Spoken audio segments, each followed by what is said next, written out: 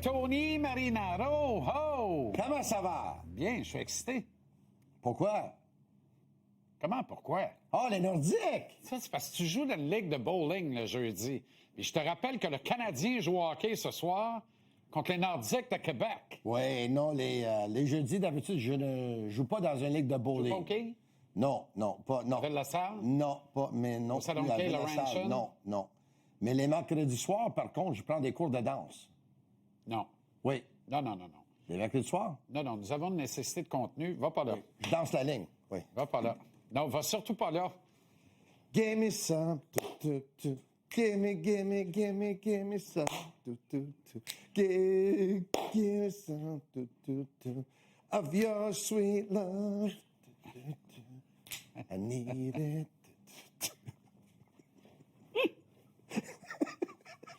Moi, j'ai tellement de respect, d'estime pour Angie. Ce que tu viens de faire là est gênant. C'est une grande danseuse. Elle possède une énorme école de danse. Oui. Et là, tu es en train de nous dire que Oui. t'es un projet irrécupérable. Non, nous, nos meilleures danses, on les fait depuis minuit à 3 heures du matin. Ça suffit. De toute façon, si au moins c'était vrai. On sait tous que c'est de minuit à minuit une. Il va y avoir beaucoup d'émotions dans l'aréna ce soir. C'est sûr. Il va y avoir beaucoup de beaux souvenirs qui vont, on va rappeler évidemment. Crois-tu à ça que les gens vont cheerer pour l'Avalanche? Pourquoi pas? Je pense pas. Je pense que oui. Il y a encore beaucoup de partisans des Nordiques.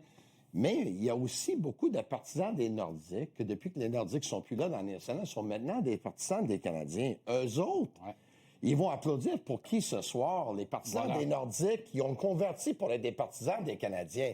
Ça va être intéressant. Il y en a plusieurs qui sont partisans des Bruins, hein? Oui, mais maudit que le chandail bleu des Nordiques, qui est beau, il est magnifique comme ça se peut pas. C'est extraordinaire. C'est un chandail qui est extraordinaire. Hey. 12 secondes d'image, Ron Extall me tape ses nerfs. Mais moi, j'ai des bonnes nouvelles pour le Canadien ce soir. Je suis très optimiste pour le Canadien ce soir. Pourquoi? Parce qu'ils sont 6-2-2 à leur dernière 10 matchs contre les Nordiques. Ça, d'ailleurs, c'est le dernier match canadien-nordique présenté au Forum de Montréal le 6 avril 95. Le tout dernier match canadien-nordique présenté à Montréal. Ouais. C'était au Forum, évidemment. Les Nordiques, pour la première fois, vont jouer dans la cathédrale du hockey. Fosse à Raki à Turgeon. Hein? Ah oui, hey, ça allait bien. 2 des 3 gars sur ce ligne-là sont partis parce qu'on avait supposément trop de joueurs de centre. Tu te rappelles de celle-là? Oui. Dans Fosse et Turgeon, on a trop de joueurs de centre, on échange les deux. Hey, Brian Fogarty, wow. Tabaslac. Hey, c'est des souvenirs, hein? Là, c'est la ligne en fer dans mon oreille. Ouais. Ne me dites pas de trucs comme ça. Mais Brian Fogarty avait un talent fou, mais malheureusement... C'était Bob Orr. C'était... Oui, il y avait des démons, là. Des démons épouvantables. Mais écoute, quand les Canadiens ont affronté l'Avalanche en début de saison, l'Avalanche allait très, très bien, puis l'Avalanche ont battu le Canadien 7-2, là, c'était assez facile. Il affichait complet. Oui, puis c'était une bonne soirée pour Brock Nelson. Là, il a fait mal aux Canadiens. L'Avalanche, à ce moment-là, il était tellement meilleur que toutes les autres équipes dans le national. Le Canadien, il faut dire, là, il affronte l'Avalanche dans un bon moment en ce moment. 5-5-2 en janvier. C'est pas juste on a perdu 5 des 7 derniers matchs. Accessoirement, une volée de 7-3 contre les Flyers qui battent pas personne. Ouais. Une volée de 7-3 contre Nashville. Bon, hier, il y a 2 filets déserts, mais c'est 5-2 pareil à Ottawa. 3 clubs qui ne feront pas les séries et qui ont battu l'Avalanche depuis 7 matchs. Mais ça correspond, et c'est ça, là. C'est un bon club quand il est parfaitement en santé. Mais sur la profondeur, c'est dangereux. Les défaites un club qui n'est pas profond. L'équipe, écoute, ils ont des blessés en ce moment, on sait. Évidemment, avec Landeskog, avec Colton, avec Devon Taves. Devon Taves, là.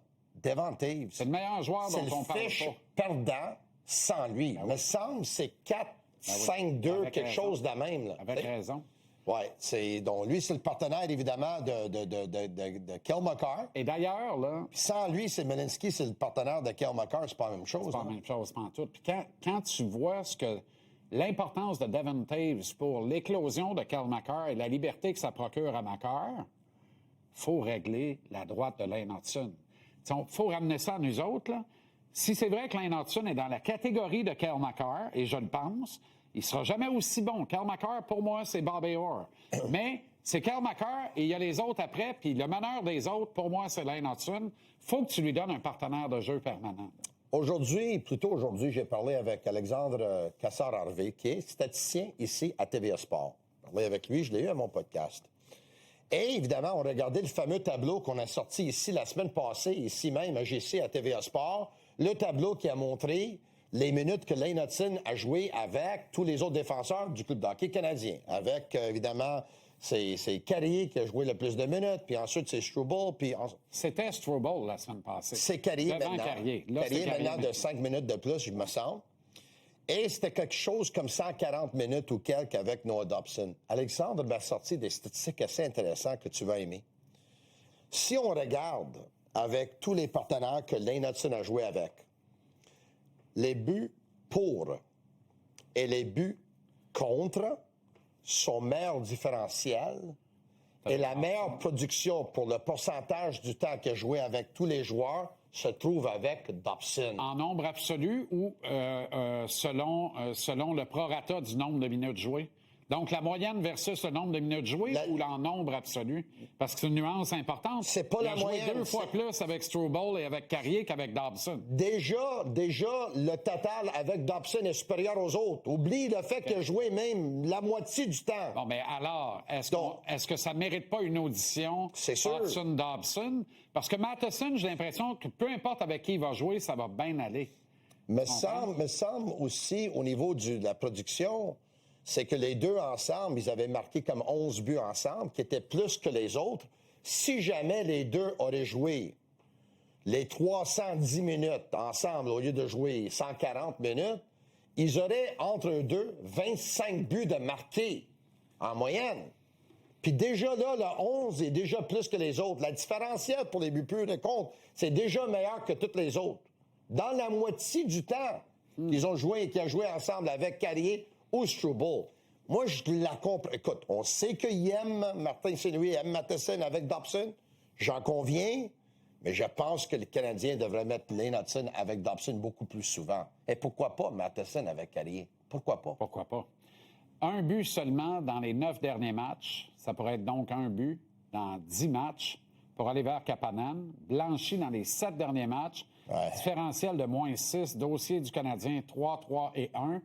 On n'est pas surpris d'apprendre que le Canadien magasine pour un joueur de centre de deuxième trio. Et durant ce temps-là, ça se parle beaucoup de Nazem Kadri. Mais et si vous êtes à la bonne antenne, donc à l'écoute actuellement, ça fait un mois et demi, 2 mois. Il ne faut pas juste s'attarder à la production, la colonne des buts, les passes. Ouais. Ça fait un gros mois et demi, pas loin de 2 mois que je regarde Kapanen. Il n'y a plus de jump, Tony.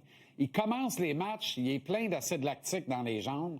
Le petit gars, c'est sa première saison. Il a frappé un mur. Il n'y a rien de mal là-dedans. Il n'y a rien de mal là-dedans. Les jeunes joueurs, ils passent par là. Ben oui, les gens disent... Hey, il y a un gars qui m'écrit, il dit... On a laissé Slavkovski pendant 3 ans sur le premier trio, puis on l'a laissé grandir. Faut qu'on fasse pareil avec Kapanen. La situation n'est pas la même pantoute, Armand. Slavkovski, on n'avait aucune obligation de résultat. On s'en foutait de gagner ou perdre des matchs. Le développement individuel était la seule affaire qui comptait. Cette année, il y a urgence vous l'avez choisi premier aussi. Là. Mais il y a urgence pas mal paraître dans cette mais il y a urgence de produire cette année. Ouais. Kapanen, là, si tu fermes les yeux, tu vois le Canadien, la Coupe Stanley au bout des bras, là. Tu vois Kapanen au centre de quel trio? Moi, je vois Kapanen avec le Canadien à long terme. Oui. Ouais. Mais au centre duquel des trios? C'est sûr que s'il est le centre de ton 3e trio, tu as toute une équipe. Voilà.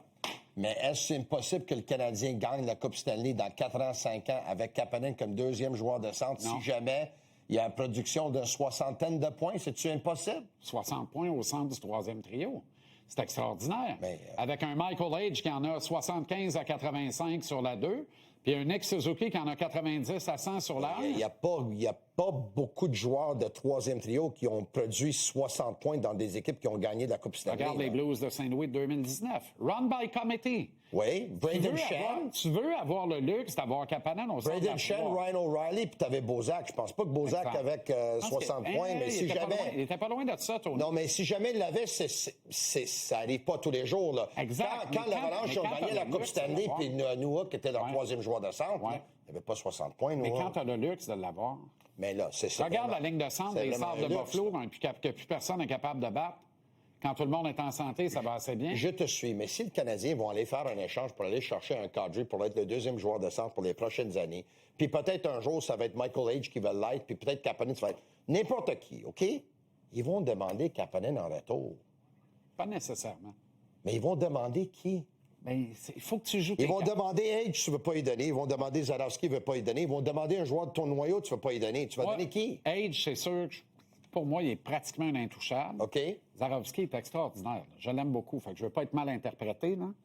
Peut-être que lui pourrait être une monnaie d'échange. Peut-être. Oublie pas que tu as encore. On oublie devrait pas- attendre peut-être avant pour voir Demidov signer son contrat, pour voir ça Ouais, va être quoi le effectivement. temps puis c'est quoi les années, là. Et oublie pas que tu as Goulet et Reinbacker. Tu en as un de trop. Faut pas oublier ça. Puis tu as 2 Alex, tu en as un de trop. Texier, New York. Puis tu as trop de gars de Je ne court, sais de pas toute si façon. Reinbacker donne trop parce qu'à droite, tu n'en as pas assez. Exact, pour l'instant. À moins que tu acquières Colton Parayko. Mais gaucher, tu en as peut-être un de trop, oui, tu as raison. À moins que tu acquières Colton Parayko. Mais là, combien d'échanges veux-tu? C'est quand la dernière fois que les Canadiens ont fait un échange d'envergure, la date limite des transactions? Ça fait trop longtemps, sûr. Et là, c'est ça. Mon linge était à la mode. Ton linge était à mode? Oui, quand c'est arrivé. Ça fait longtemps. C'est ça. Oui. Je pensais que tu n'allais pas pogner. Là. Non, moi, je l'ai poigné. Ah bon. Oui, très bien. oui. Je commence à être très à l'aise avec la langue, puis... Ben, j'espère bien. ben, j'espère bien. L'année 4, là. Oui. Le Canadien a un calendrier très difficile au retour de la pause olympique. C'est vrai aussi pour le Lightning de Tampa Bay, qui l'a eu plus facile que les autres clubs de la Ligue jusqu'à maintenant. Puis j'enlève aucun crédit Oui. à l'équipe. Ils ont une fiche mirabolante. Le calendrier du Canadien me fait peur, là. Dans le Ben, dernier c'est parce doigt, que, là. honnêtement, en principe, c'est le 8e plus difficile. Sauf que, regarde, les Sabres, c'est le 6e, les Bruins, c'est le 5e, les Pingouins, le 3e. Oui, mais... Si quelqu'un pense encore que les Panthers de la Floride ne feront pas un push puis n'entreront pas en série, Ça fait peur. ben, ils vont être là. Ça fait... Les Panthers sont à 6 points des Canadiens, un match en moins. Ah oui. Puis ils vont avoir le 4e calendrier le plus facile d'ici la fin de la saison. Ils vont être là. Ça fait peur. By the way, je fais on the top of that, Barkov patine avec ses coéquipiers. Il envisage un retour pour les séries. Il ne Exact. devait pas être de retour ici Exact. dans la saison. Envisage un retour pour les séries. C'est sûr et certain, il est sur la glace, pas pour revenir l'année prochaine. Il est sur la glace pour tenter un retour cette année, là. Et la Floride est sur la ligne de feu parce que ce serait la première destination possible pour Artemi Panarin. Oui. Imagine. Donc, sur 16 équipes dans l'Est, il y en a 4, d'ici la fin de la saison, 4, qui ont un calendrier plus difficile que le Canadien. Ouais. Et il y en a 11 qui ont un calendrier plus facile que le Canadien dans l'Est. Sauf que dans les plus difficiles, tu as Buffalo, Boston. J'aime ça. Puis Pittsburgh. C'est 3 clubs actuellement classés en série. là. Oui.